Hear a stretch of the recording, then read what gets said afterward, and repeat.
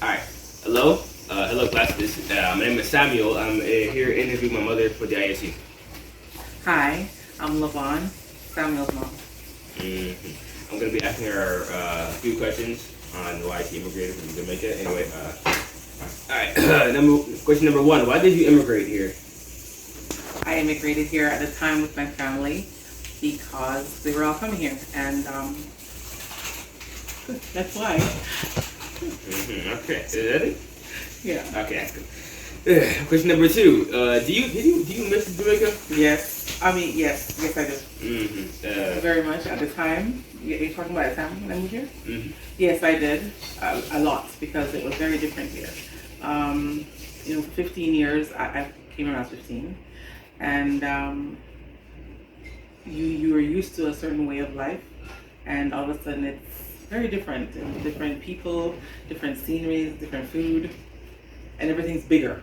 Like there's the roads. I had a lot of lanes and a lot more cars. The supermarkets were big. Everything was just big. That makes sense. But right now, do you miss Jamaica? Much, because now, as you remember, my mom passed away. My grandma's gone. My dad's gone. Yeah. So now only my brother lives there. And yes, in a sense, sometimes you want to just go and pick a jelly off the tree, but you can't do that. So in the sense of those things, like you can just go to the door, garden market, for the atmosphere and the vibe. But you get used to the way of life here. Okay. To answer the question, yes, I still do miss it. All right, question number three. Did you find a job right away here in Canada? Yes, my first job was around October. After I came here, I came in July 2nd, 1988, and I found the job in October at McDonald's. I remember I worked for minimum wage at the time, which was $4.15 until I worked until I made $5.50. So it was about a year and a half, 2 years. Can't remember now. How was your experience in McDonald's? It was good. I liked it. You learned. Any friends? I had lots of friends, and you learn responsibilities, which is what I try to teach you children. That's why I give you chores. So it's the same thing that you learn, that life is not just a free ride. You have to work in order to achieve whatever you want to achieve, and that's a great start. I believe was a great start for me at the time. So I also learned about the culture too, learned people, met new friends. So it was good. Separate and apart from school, of course. All right. Number four. What was your biggest challenge and difficulty? Challenge and or difficulty? Yeah. Okay. Challenge was the roads.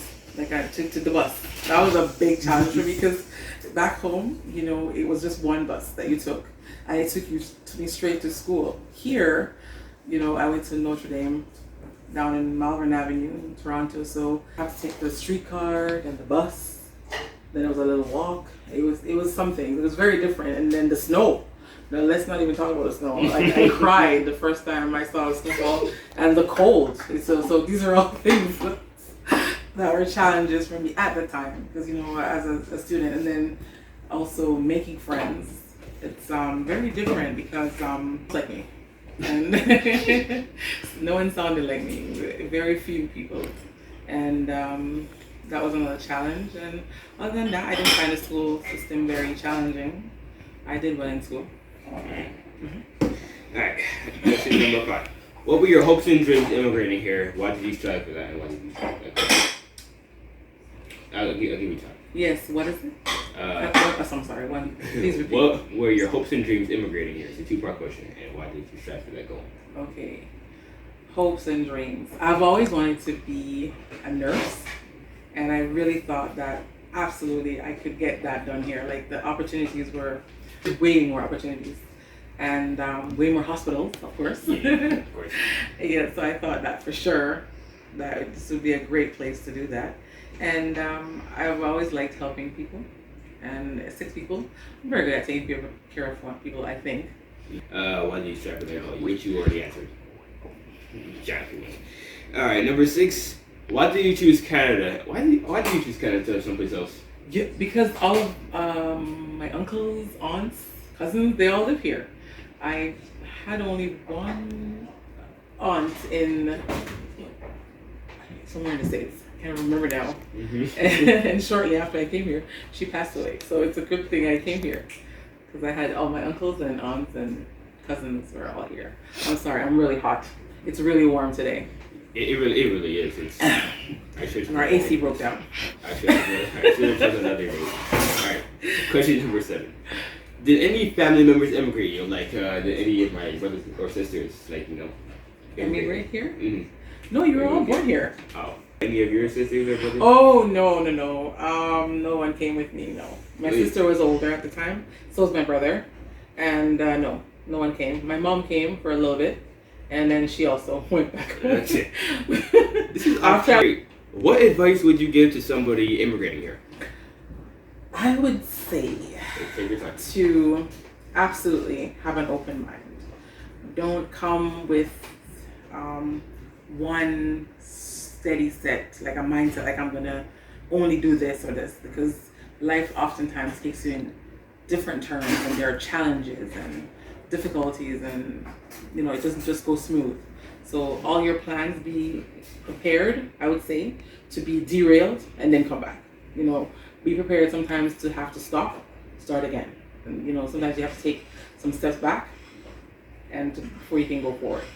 So you may come and say that you want to be an engineer, but sometimes it doesn't work out that way. So just keep an open mind and absolutely strive for your goals, whatever they are. Work hard, and I do believe, even if it may take a long time, don't be discouraged. That's one of the biggest things. Do not be discouraged. That's it. That's deep. That is deep. All right. Question number 9. What did Canada offer that other countries didn't? Canada offered me? Yeah. Oh, for you. I liked Canada. First of all, when I got used to the cold, I loved it because Jamaica is hot. So right now, as you can see, I feel like I'm melting. So it's, I know it's weird for a Jamaican to not like the heat, but you know me, I do not like the heat. So I love the cold.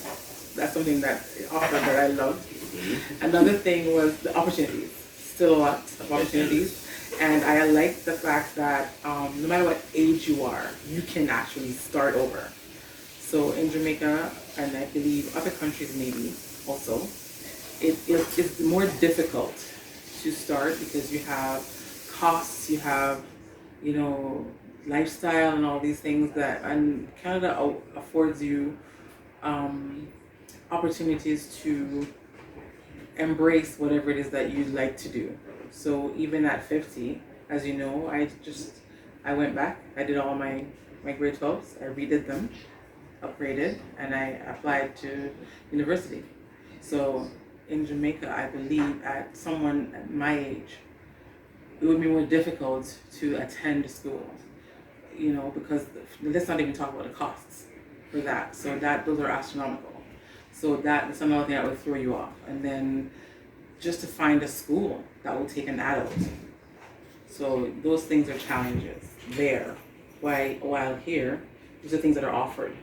So I find it, those are things that I thought, even coming here as a younger person, I noticed that because when I came here in 1988, there was a grandma that graduated from, I can't remember the college, and she was 70, and I was like, what? Because that's unheard of, because my grandma was 72 when I came here, so at the time, and I was like, I just blew my mind. So I thought, wow, you can start over here, like even 10 times if you have to. I get it. Mm-hmm. Number 10. Did you experience any racism? Yes, lots. But like I always told you, because of coming from Jamaica, it's not something that you hear. So a lot of times when they were talking to me, people would say, "Oh, they're talking to you." I'm like, "Oh no, don't call my name." I used to say that. I'm like, "They didn't call my name. I don't know." So they said, "No, they called you the N-word." I'm like, "What?" Oh. I don't even know what to say about that. So it never bothered me really, and I think I try to teach her the same thing. Like let it run off like water on a duck's back. Exactly. Right. You can't take everything in, and you shouldn't take everything on. I try to tell you that. You gotta pick your battles. So that for you, if they don't call your name, they're not talking to you. I think I taught you that. Yes. Okay. And thank you for that. You're welcome. You really helped. All right, number 11. What has most surprised you in Canada? Most surprising. I think one of the most surprising things for me was to see children making up and on the like young people like myself in school, just making out. I remember I was always just like a dog, but then you become used to that. Also, just the malls. I love clothes, as you know, and I was like, oh, there's just so much food. I love food. So of course there was just so many choices of just so many things. Even though we have choices in Jamaica, but it's mostly like local food. But here it was like everything. There's Japanese, there's Chinese, there's all kinds of food, like the cuisine. Last question. What helped you most when you got over here? What helped you most? My faith in God, like when that was instilled in us from young, like you have to pray, you should pray and believe for what you want, working hard. My mom, as you know, she ran a business as a woman in Jamaica. That was hard. She went to the bank, got a loan, bought a building, and ran that thing. I'm telling you, oh gosh, I just aged myself. And then, so for her to do that at that time, it's not something that women were doing. Women were washerwomen, they were cleaners, they were homemakers.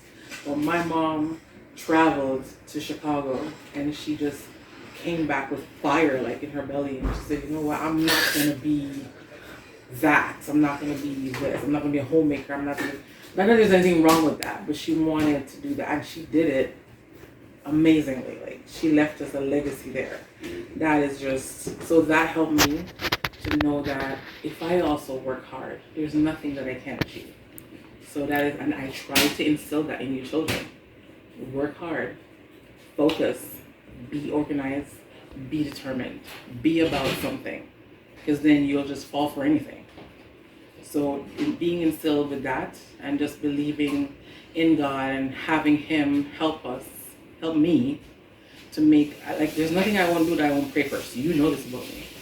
I will call on the Holy Ghost. But I will definitely ask and pray for guidance. And then with that, just a little bit of my perseverance. I will go in there and just do the thing. And that concludes it.